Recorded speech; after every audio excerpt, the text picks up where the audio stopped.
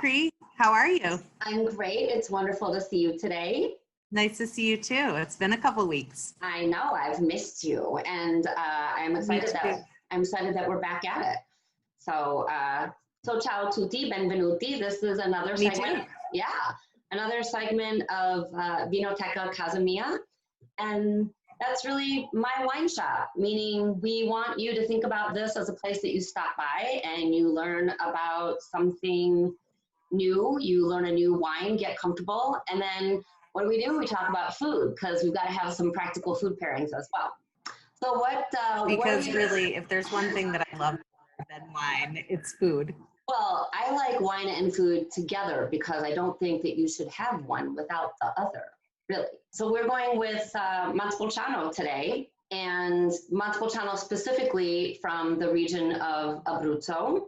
And so, Elena, if you want to just identify where we are in Abruzzo in Italy. Yep. So Abruzzo is on the Adriatic coast, kind of like 3/4 of the way down the peninsula.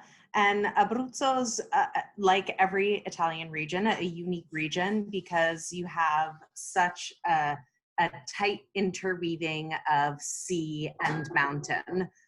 The Apennines, which you can really think of as sort of like the spinal cord of Italy, runs plush through Abruzzo.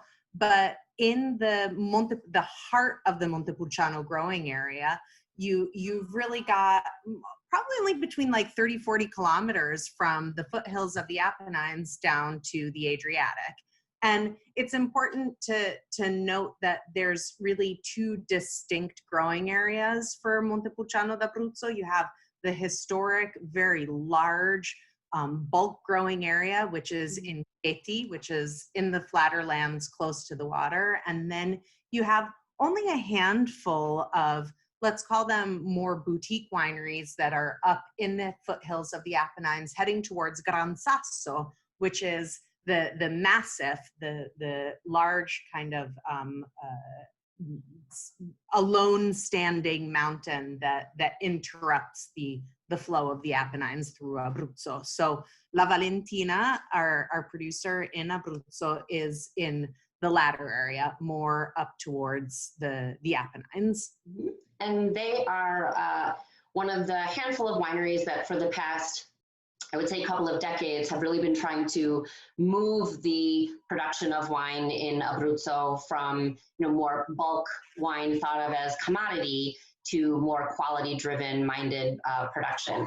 I'm particularly fond of Abruzzo. This is where ancestors on both my parents' sides came from. So, like many Italian Americans. Yes, exactly right. So we have a strong kinship with the people and the land, and of course the wines. And also we should point out that the Montepulciano grape that we're talking about is not the town of Montepulciano in Tuscany, which we'll hit at another segment, but we want everybody to be the smartest person at your next dinner party and know that Vino Nobile is the wine from the town Montepulciano, and what we're talking about here is the grape. So, it's a grape. And Montepulciano is one of, along with a couple of other Italian grapes, it is a very widely grown grape, but you really have two main areas for it. Abruzzo, which most people are familiar with, Montepulciano d'Abruzzo. I think we've been drinking that in this country for upwards of 5 decades, 6. And then you have Montepulciano from the region just to the north of Abruzzo, known as Marche.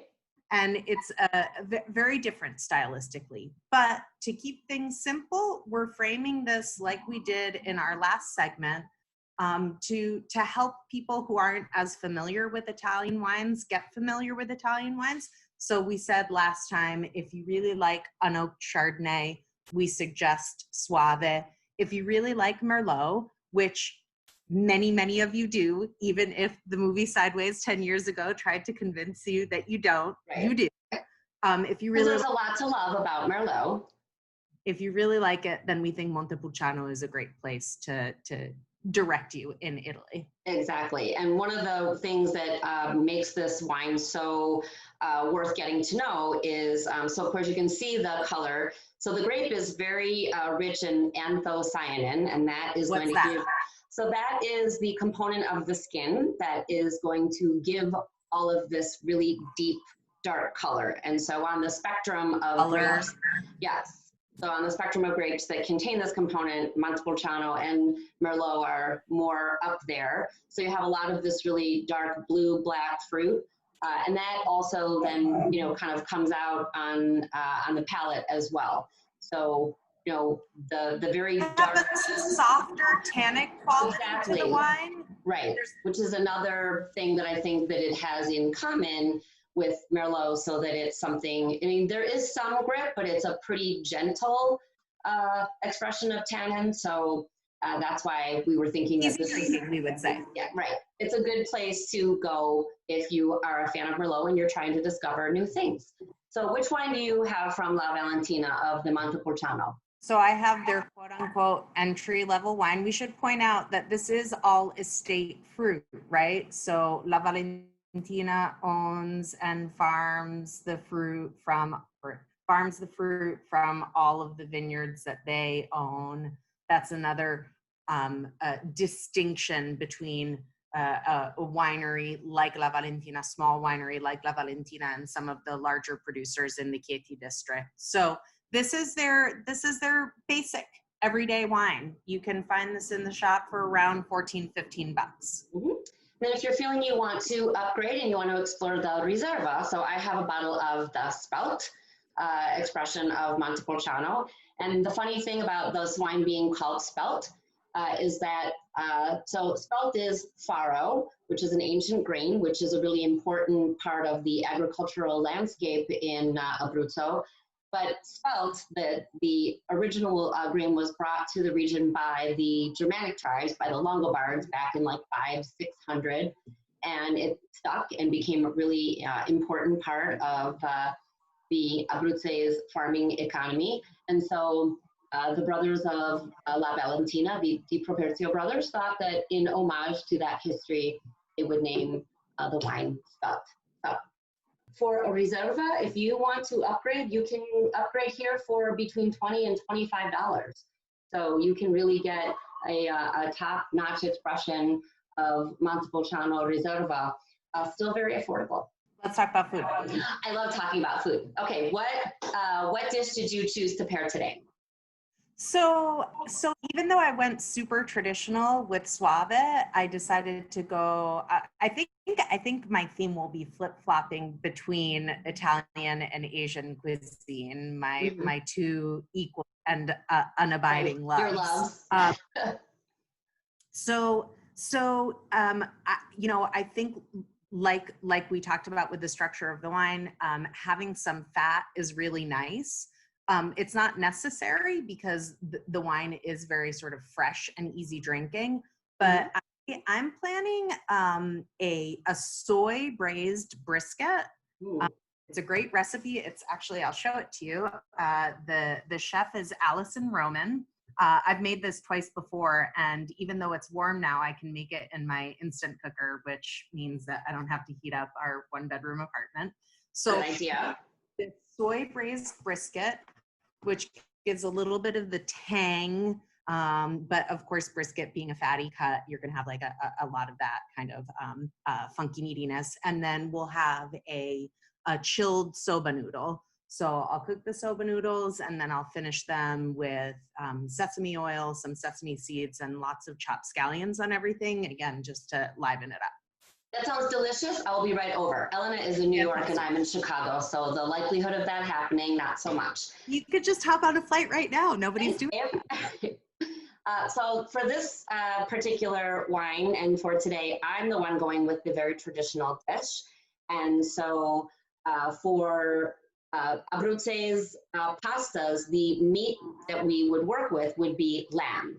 So lamb and pork are much more common in the Abruzzo's kitchen versus, things like chicken or beef. So if I were to do a pasta al ragu, which would be a pretty classic choice, my meat of choice would be lamb.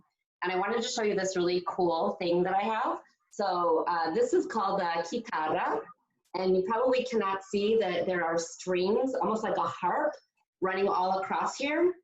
So my great grandmother was probably using one of these. As a matter of fact, I know she was, because this is a family heirloom. And what you would do That's is, fantastic. oh, it's so amazing. So you would place the dough of the pasta dough on the chitarra and push it through to make the long ribbons. Yeah, you take the mattarello and you kind of like push it through. Right. So you would do the macaroni alla chitarra using this.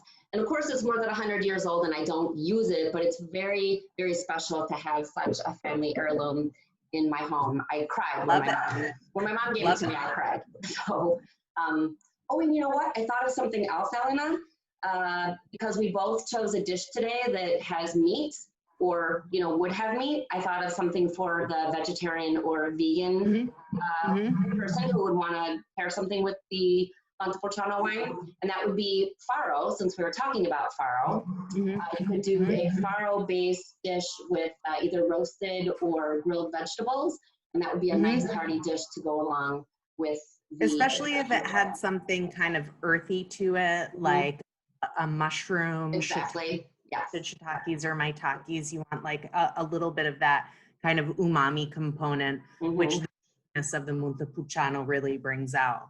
Right. Yes. So we don't want to leave out, an entire segment of wine drinkers.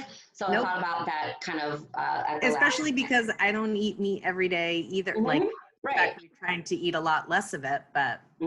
Right. So in any case, if you are intrigued by these selections, don't forget to ask your favorite retailer. You could also visit the Dalla Terra website. You could visit the La Valentina, Fattoria La Valentina website. And what are we going to talk about next week? I think we had a couple of ideas.